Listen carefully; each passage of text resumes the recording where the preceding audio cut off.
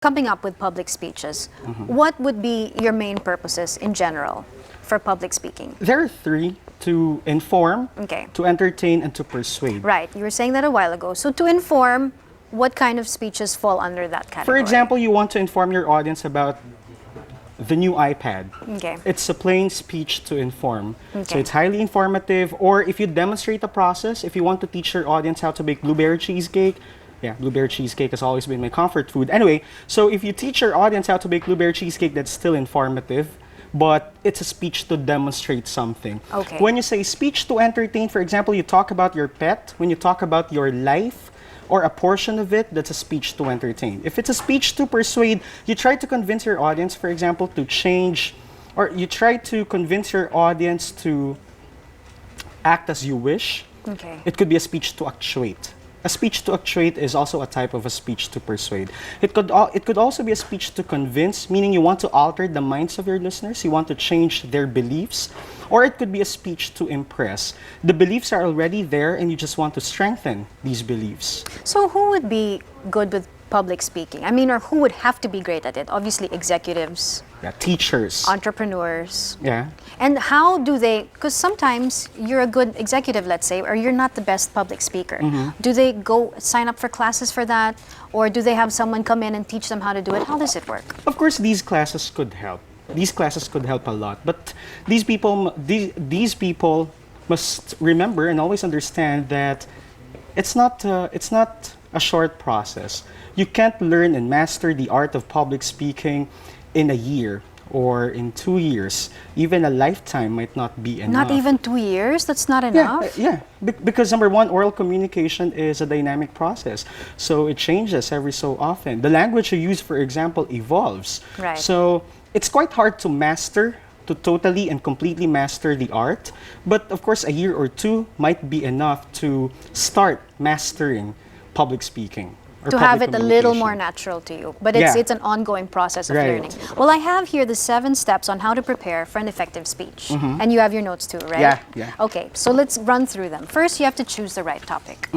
Okay, talk about When that. I say choose the right topic, number one, you have to consider your audience. Why? Because public communication is always audience-centered. Yes, Some people, not you-centered, right? Right. Some people believe that it's speaker-centered because you direct the flow of the communication process. I mean, you decide on practically on everything, but it's audience-centered. You always consider your audience. So as you choose your topic, be sure that your audience would appreciate your topic or it's something that your listeners need.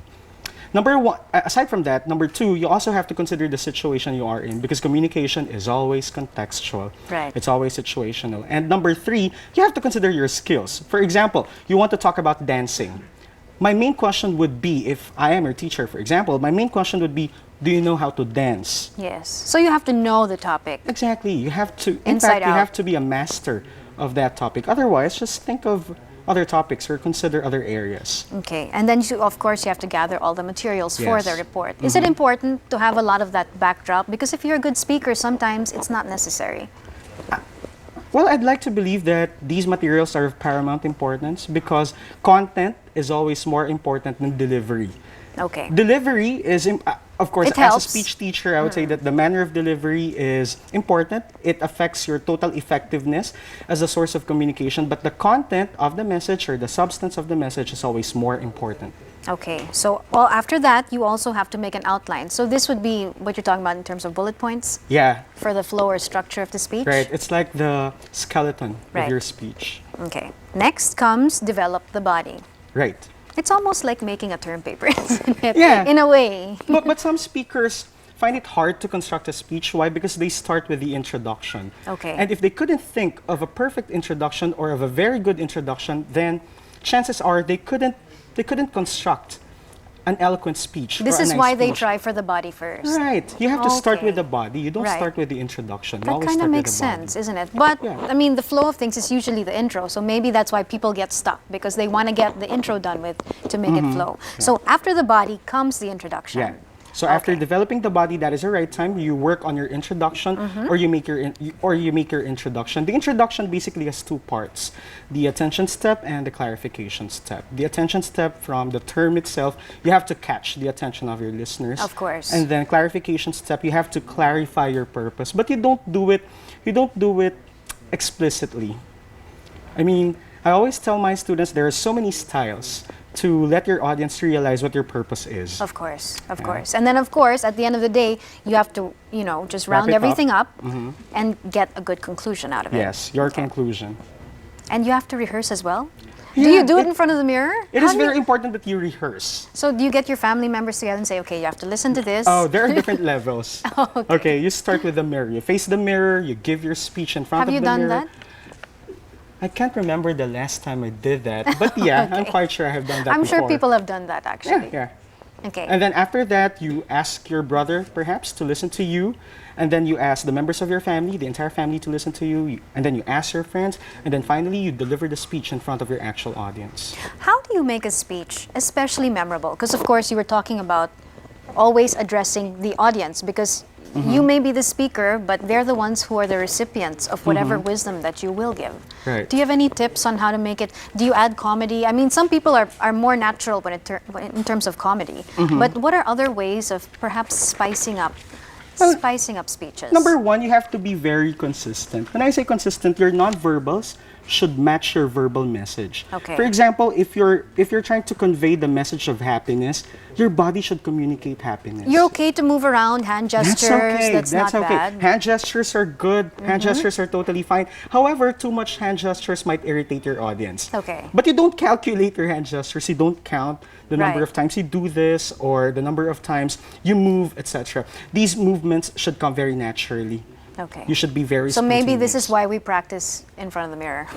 Yeah, yeah. to make sure that we don't also look. And you know, don't overdo it. Right. Well, Pocholo, a while ago, did you hear him? He was changing up his voices. I'm sure that's a very effective way of keeping the crowd excited. Yeah, yeah.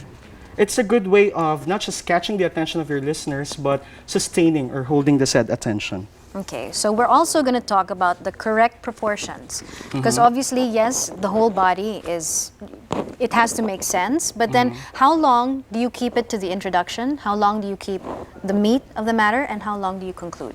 The introduction should take about 5 to 10% of your entire speech. Okay. I always tell my students your introduction should not be longer than the body of your speech. So the introduction about 5 to 10%, the body about 80%, and the conclusion about 10 to 15%, roughly about 10 to 15%. Okay, so what would you say out there to people who, need to do public speaking for their jobs? Maybe not super executives, but those who are, starting out. What tips do you have for them? Just positive life tips for them. Well, number one, you have to own the moment. Okay. Enjoy the performance, savor every second of it, and embrace the attention. I guess I love public speaking because I always enjoy the attention of my listeners, of my students for that matter, of my audience. I always love the attention. I always love the spotlight. And I guess these people should carry the very same attitude. For business people, it is very important that you own the speech. Because these people, I suppose, and I do understand that they have their speech writers, or some of them would hire someone to write their speeches on their behalf. That's okay. There's nothing wrong with that. Pero as long as you practice own dapat. it. Oo, Yeah. oo. You don't just practice. You own it, you internalize it, and you make it yours. And then when you deliver it, you have to be very confident. And you have to believe in what you can do. Because if you wouldn't, who else would? Okay, well, thanks a lot for that, Carlo, and all the No best to you. problem. Thanks. If you want to read more about the business of motivation and other articles on entrepreneurship, check out the website of Business World's Entrepreneurs at www.entrepreneurs.com.ph. And thank you for watching Shop Talk. I'm Lexi Schultz, sitting in for Ria Tanhuat Cotrillo. Follow ANC Shop Talk on Twitter and be a fan of ANC Shop Talk on Facebook. Enjoy the rest of your day.